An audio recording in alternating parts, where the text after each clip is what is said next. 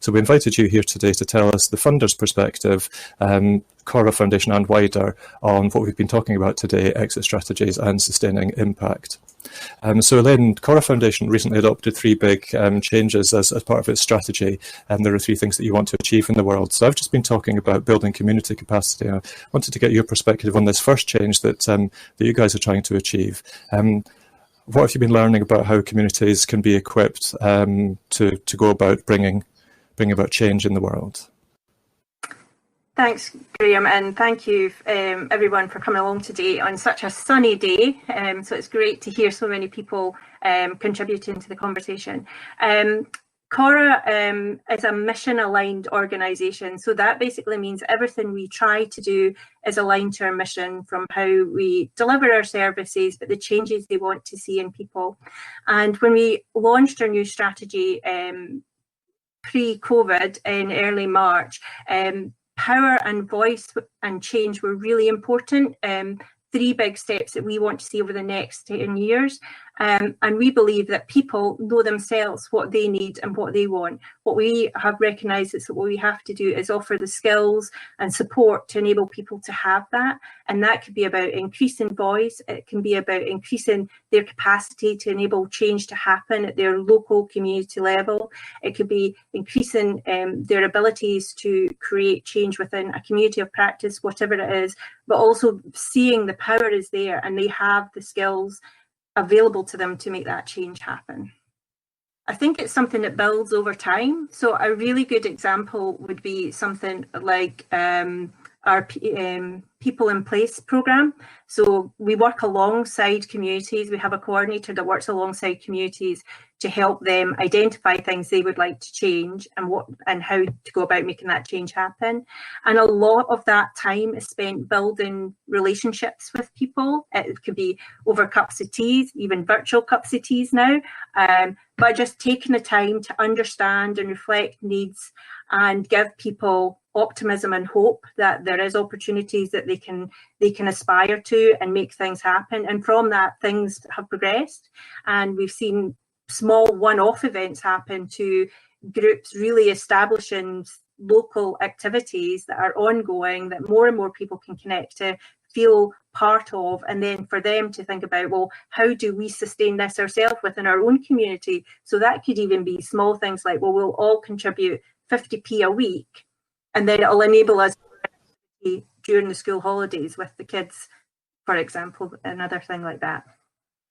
Thank you. So there's a couple of questions were occurring from that, because when I first heard of that, it seemed to be an approach that other funders have also started to take. Is that a trend, do you think, in funding? What can people expect the makeup of funding and the approach to funding to be over the next 5 years or so in that regard? So, for instance, not necessarily setting or mandating outcomes from the start, but actually learning what matters to people on the ground.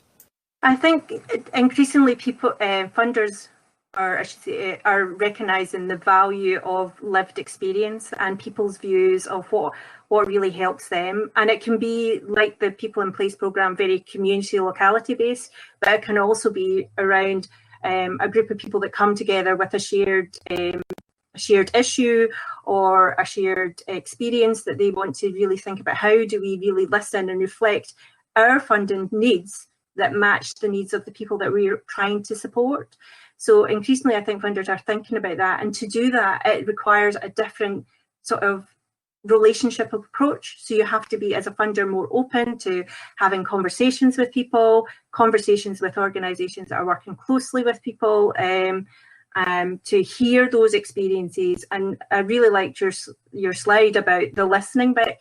For all of Corra's strategy, and for this kind of relationship approach, it's underpinned by listening, really actively listening to what people are telling us, how you respond to it, how you then take those views and then share it back to people. So there's that continual learning approach where you're going, well, we heard this. Does this really reflect what you think we should be doing and addressing?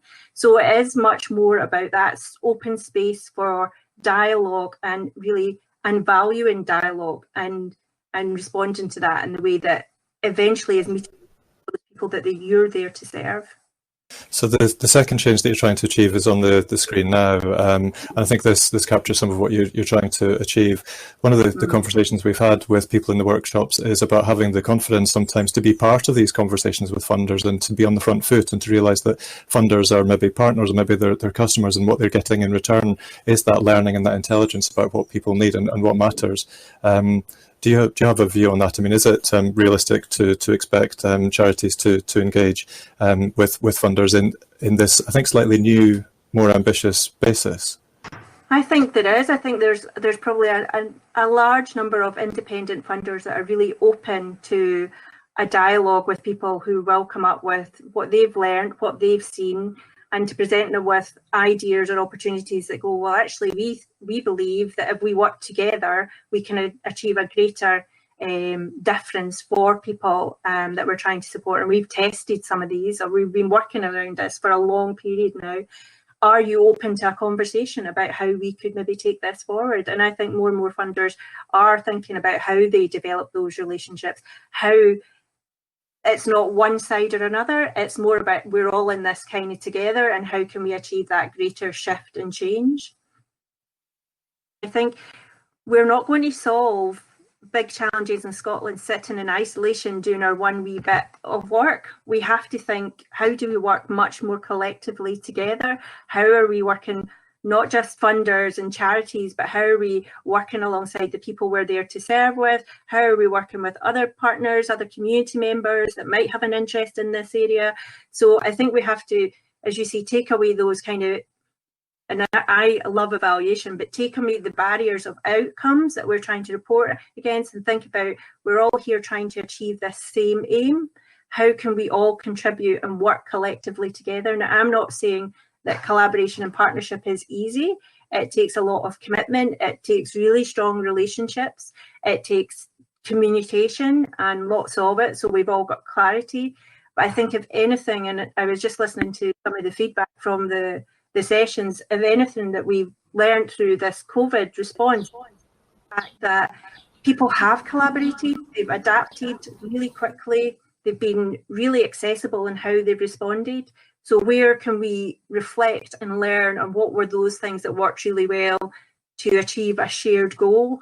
Thank you. So there's a couple of questions leading on from that. Malcolm's pasted one in the chat box there for you. That there's been a really collaborative response from funders and from government as well, and local authorities, and it's certainly a theme in the first couple of sessions about how valuable the third sector organisations here have been as part of local responses. So Malcolm's asking if you got the sense from other funders if there's an appetite to continue these sorts of collaborative responses to the big challenges facing Scotland and the world. I think funders are continuing to talk. So through this COVID response, there's been a lot of conversations amongst funders about how they can support people, how they can dress, and I think those conversations will continue. I think it's probably been supported by the recent publication of the Economic Recovery Report that mentions the role of the third sector and how the third sector has really stepped up to really help during this. So they have to be part of the recovery, and recovery is going to be a long time. I think all our timescales have shifted quite dramatically during this period, and we're now looking at very different timescales about what we can achieve within 6 months, 12 months, and then much longer term. So that recovery model will reflect that. So I think there's real opportunity for growth, and I think funders again are open for those conversations. Yeah. And can I be confident that if I approached a funder genuinely to say, look guys, I've identified this need, I think it's maybe something that you could address, will they hear that as a genuine invitation for partnership, or will it be heard as, will you fund it? I think you need to be open and be with your conversations with funders. I think a lot of funders would be willing to say, look, I really want to develop a partnership, and I see you as a really key partner who would be really interested in working alongside us to make change happen, and trying to then work together about how that may look and feel like going forward. So I think it's about, as I say, it is down to recognising who those funders are. There's lots of funders out there who are more focused on that kind of model, and I think as well more and more funders are thinking more about how they focus less on specific projects, but more about how do we enable the organisations that we work alongside get on and do the job, and how collectively are we then able to understand the difference and the impact that that change is making.